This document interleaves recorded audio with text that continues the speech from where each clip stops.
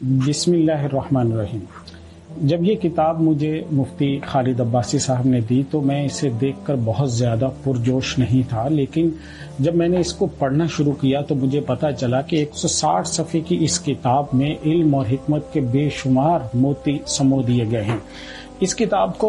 جب آپ پڑھیں گے تو آپ کو یہ پتہ چلے گا کہ اس میں 5 اہم ہدایات دی گئی ہیں اور 4 اہم اسباق ہیں جو اس کتاب سے آپ کو حاصل ہوں گے۔ سب سے پہلا اہم سبق جو اس کتاب کو پڑھنے سے مجھے حاصل ہوا وہ یہ ہے کہ اپنی صلاحیتوں پر انسان کو ناز نہیں کرنا چاہیے۔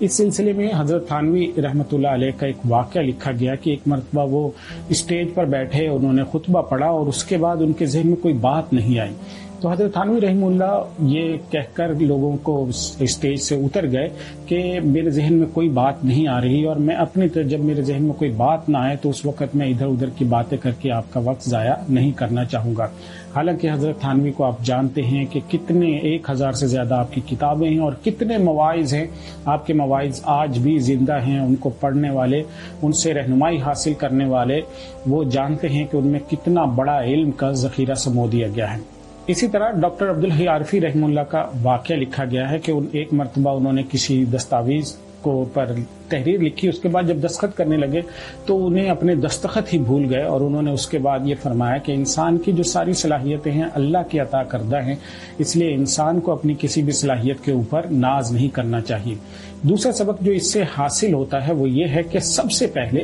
پہلے انسان کو اپنی اصلاح پر توجہ دینی چاہیے۔ قرآن مجید کا یہ حکم ہے علیکم انفسکم، کہ سب سے پہلے اپنے ذات کی اصلاح کرو، اور سب سے پہلے اپنے اندر دیکھو کہ میرے دل میں کوئی کھوٹ تو نہیں ہے۔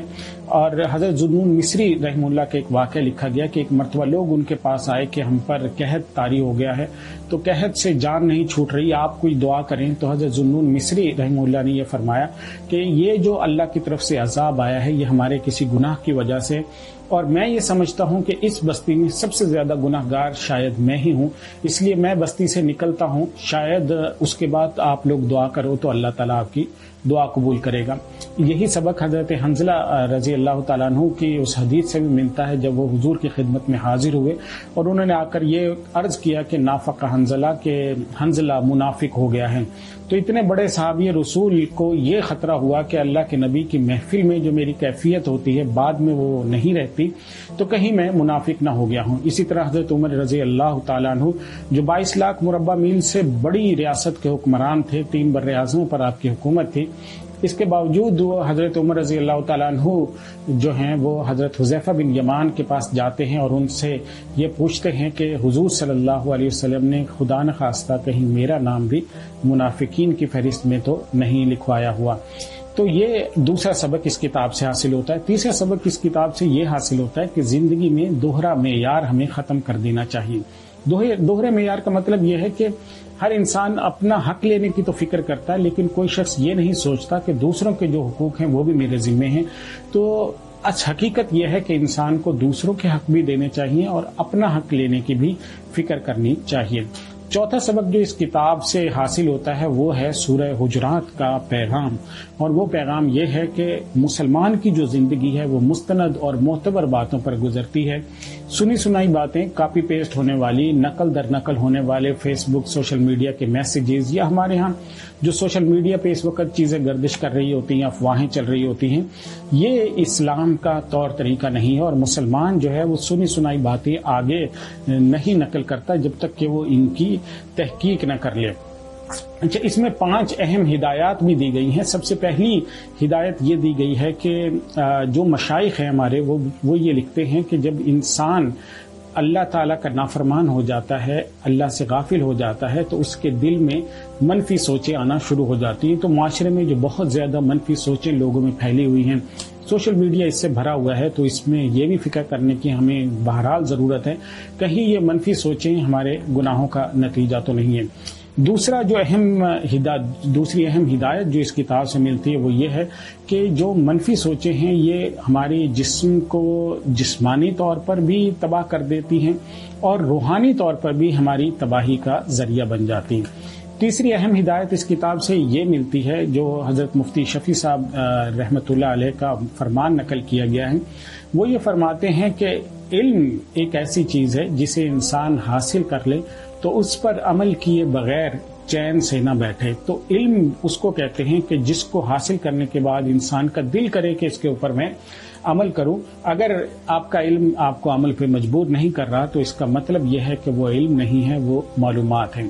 چوتھی اہم ہدایت جو اس کتاب سے حاصل ہوتی ہے وہ یہ ہے کہ ان دنیا میں جو انسانوں کے جو رشتے ہیں مفادات سے خالی رشتے صرف دو ہیں. سب سے پہلے حضور صلی اللہ علیہ وسلم کا جو اپنی امت سے تعلق اور ناطہ اور رشتہ تھا وہ بغیر کسی مفاد کے تھا، اور دوسرا رشتہ وہ ہمارے والدین کا اپنی اولاد سے ہونے والا رشتہ ہے کہ والدین کا بھی اپنی اولاد سے کوئی مفاد وابستہ نہیں ہوتا، اور اس کے باوجود والدین ٹوٹ کر اپنی اولاد کو چاہتے ہیں.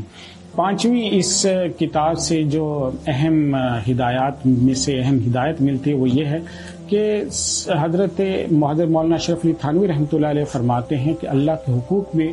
کمی کرنے والے کا اگر مجھے پتہ چلتا ہے تو مجھے اس پہ غصہ آتا ہے، لیکن اگر کسی ایسے شخص کا مجھے علم ہوتا ہے جو لوگوں کو تنگ کرتا ہے، اللہ کی مخلوق پر زندگی اجیرن کر رکھی ہے اس نے، تو ایسے شخص سے مجھے نفرت ہو جاتی ہے. تو یہ 5 اہم ہدایات اور 4 اہم سبق اس کتاب سے حاصل ہوتے ہیں. آپ بھی اس کتاب کو حاصل کرنا چاہتے ہیں تو ادارہ عباسیہ سے کراچی سے آپ رابطہ کر سکتے ہیں. ان کا موبائل نمبر بھی آپ کی اسکرین کے اوپر نظر آ رہا ہوگا 0333297250. اس کتاب کی اہم خصوصیت یہ ہے کہ اس کتاب کے مصنف مفتی محمد قاسم عباسی صاحب نور اللہ مرکزہ ہیں. 44 سال کی عمر میں ان کا انتقال ہوا. ہمارے بہت اہم، بہت نیک اور بہت صاحب علم ساتھی تھے. جامعہ عربیہ عباسیہ، جامع مسجد شہزادہ کراچی، گرو مندر، آپ اس ادارے کو جانتے ہیں. سوشل میڈیا پہ ان کی ایکٹیویٹیز آتی رہتی ہیں. ماشاءاللہ اس ادارے میں دورہ حدیث اور تخصص تک کی تعلیم دی جا رہی ہے، اور بڑی تعداد میں طلبہ اس ادارے سے فیض حاصل کر رہے ہیں. اور ان کی جو سوانح حیات ہے استعارہ علم و عمل کے نام سے وہ بھی چھپ کر آ چکی ہے. اس کتاب کو پڑھنے سے یہ پتہ چلتا ہے کہ ماشاءاللہ آپ نے چھوٹی سی عمر میں، صرف 44 سال کی عمر میں، سینکڑوں کی تعداد میں مشائخ سے استفادہ حاصل کیا، ان سے اجازت حدیث کے لیے جو سفر کیے، آپ نے سیرت کو سیکھنے کے لیے جو سفر کیے، تو ایک سیکھنے کی چیز ہے ماشاءاللہ. اور آپ کا جو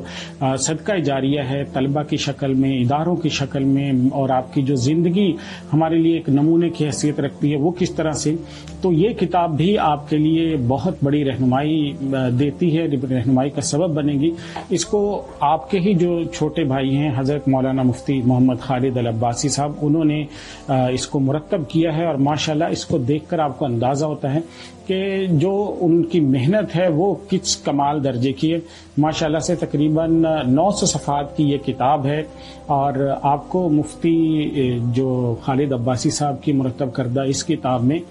بہت تفصیلی حالات مل جاتے ہیں حضرت مولانا مفتی محمد قاسم العباسی صاحب کے. تو امید ہے یہ دونوں کتابیں آپ کی زندگی میں تبدیلی کا ذریعہ بنیں گی، اور اللہ سے آپ کو جوڑنے میں، اللہ سے آپ کا تعلق استوار کرنے میں یہ بنیادی کتابیں سمجھی جائیں گی. وآخر دعوانا ان الحمد للہ رب العالمین.